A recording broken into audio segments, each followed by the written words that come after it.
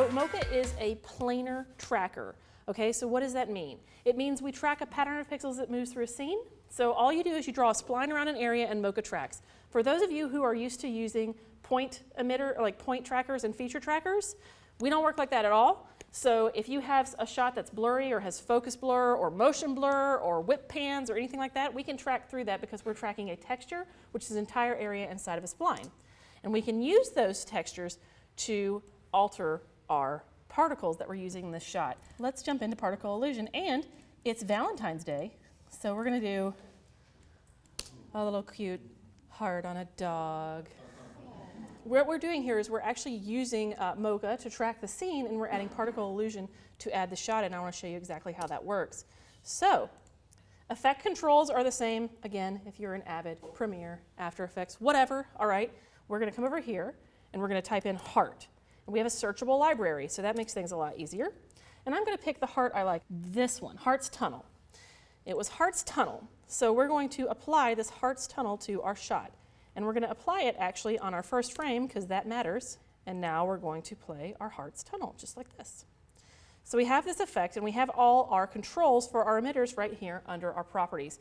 Now, a lot of times, you kind of get lost in these settings and effects, but once you tweak them, like if you decide you want this to be a different size, like 50% or 100%, you can scale that here, but you don't save them in here. You save them as part of the preset. And the reason that's awesome is because if you save your particle illusion preset as any continuum preset, like you would with any other preset inside of the continuum effects tools, you can save them in a central location where all of your artists can get to them. That means if you're working on a show and you have, these are, actor X's heart signs for this cut. You save it in this folder, and then every artist that's working on that sequence can take those out and use them. So I'm going to come in here to my world transform, and right here under transform, you can see that there's world plus emitter. Okay, that's because I have selected I need to track the world and I need to track the emitter. Okay, now once I select that, under motion tracker, you'll see a little button and it says Mocha motion tracking. Now because this is a plugin, if I hit the Mocha motion tracker, it will launch and it will allow me to track my object. Now I've actually already tracked this, so I have baked this cake for you. We're going to go ahead and pull it out of the oven completed so that you don't have to watch me track through every single frame. Okay, but I will show you how it works. All right, so the first thing we're going to do is we're going to select our world center. So here is the center of our world. It's just a little X mark. It's conveniently labeled. We have pre-labeled everything for you. And then here is our world shape that we're using to track. And we're just going to track this planar bit of data right here.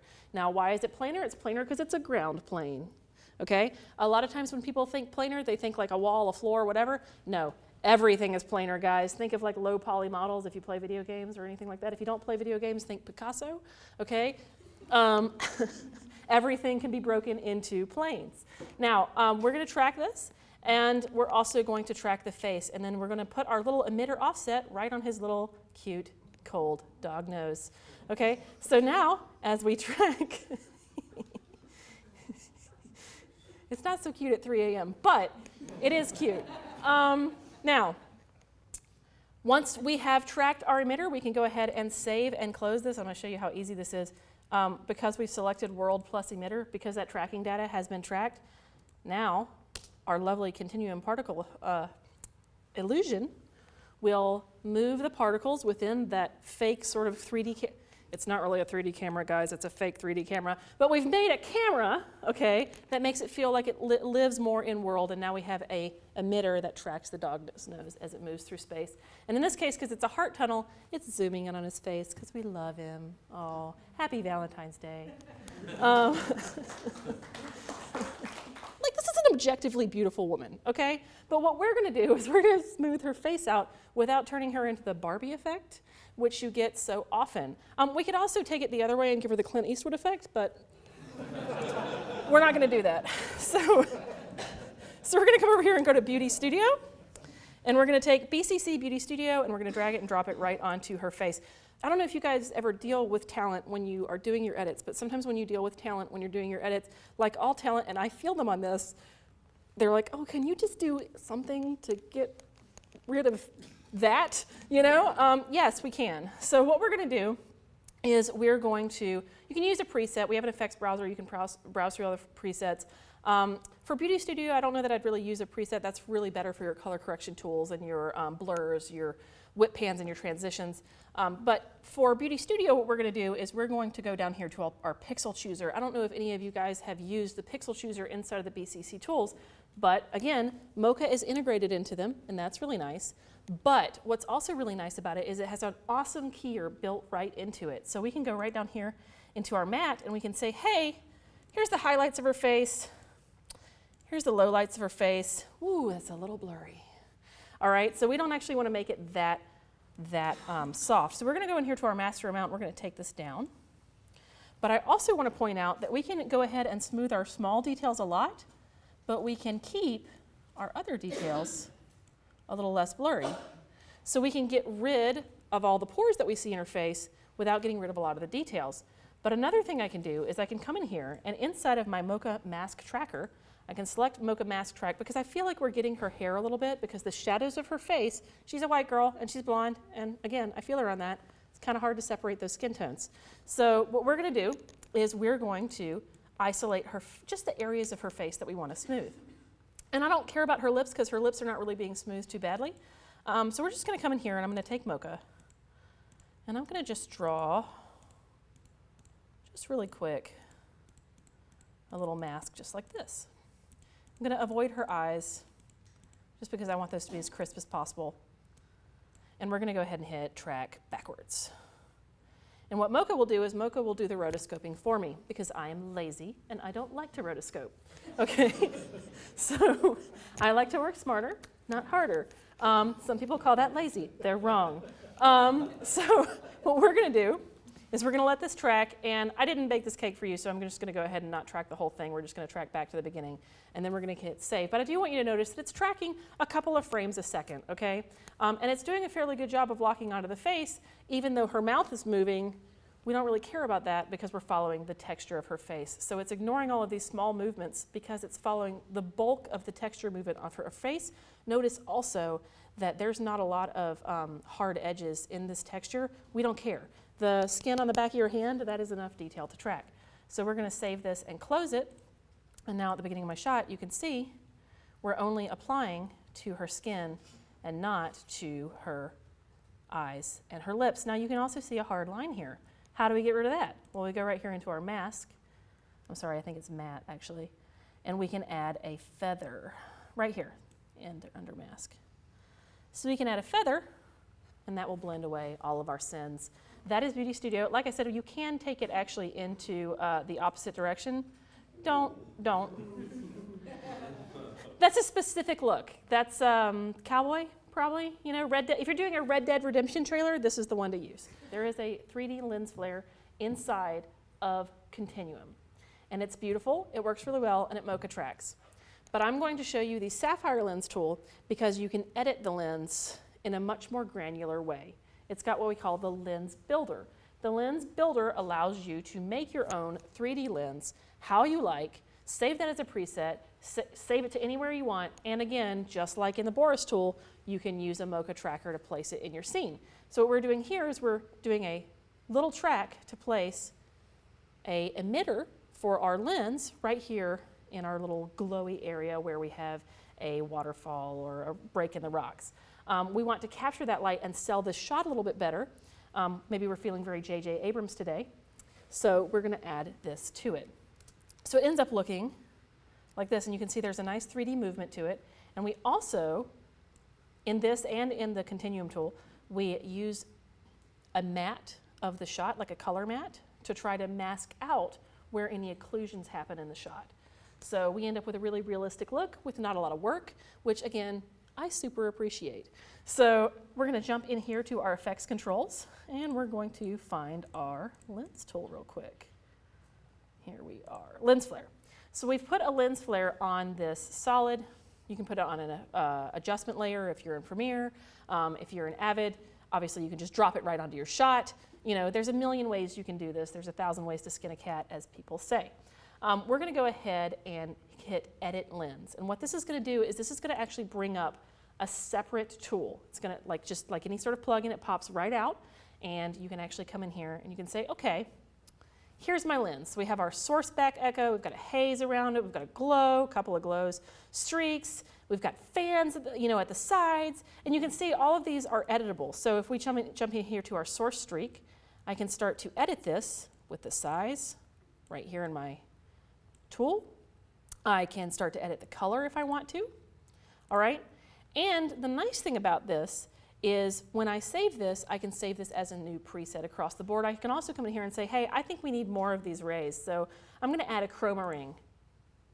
Boom, here's my new chroma ring, okay? And it's right there in my shot, layered right in. Obviously that needs to be a little bit larger, so we're gonna go ahead and make that just a little bit larger. Let's go to here, and size, and let's go to softness, and let's hit OK. All right, and now we have added that right back to our shot, and it'll update, and we can hit play again, and this will play right back to our timeline, okay? So it allows you to have a lot of granular control over things like lens flares, and since lens flares can get super overdone really fast, it's good to have that granular control. Because, you know, the next time an anamorphic lens gets very popular, you can just go ahead and recreate it and use it over and over and over again. So we have this lovely shot of this girl doing like a, I don't know, yoga pose on a beach. And what we're gonna do is we're going to apply an effect to this, but like, I don't really know what I wanna do here, and I don't really wanna go through all my effects. So I'm gonna go over here to my Sapphire tools, and you can see this little thing called Sapphire Builder. We have S Effect and S Transition. S Transition is the same thing as S Effect, except for it works on transitions. That's really difficult.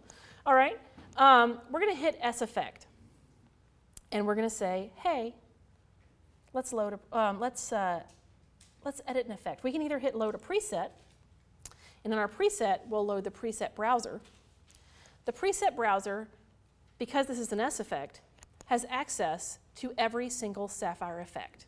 So what does S Effect do? S Effect is a little mini compositor, and it takes all of your Sapphire effects and allows you to composite them in a node tree, meaning that you have limitless options for creating new plugins. Like you're like, I want a blur glow, a glur. Do you want that? We got that. But anyway, we're just gonna jump in here, and you can actually see all of our effects are right here at our fingertips, and we can see them visually. Now, a lot of these effects are actually designed by other artists, so we steal them and package them and send them back to you. We buy them. But, you know, anyway, you can do a lot of cool stuff with that. So, but you can also come in here and you can start to search. So let's say I want a blur in here. There's all kinds of blurs I can do. Don't Be Afraid of the Dark. Now it's a horror movie. You know, and I can start to apply that right here to my effect. Okay?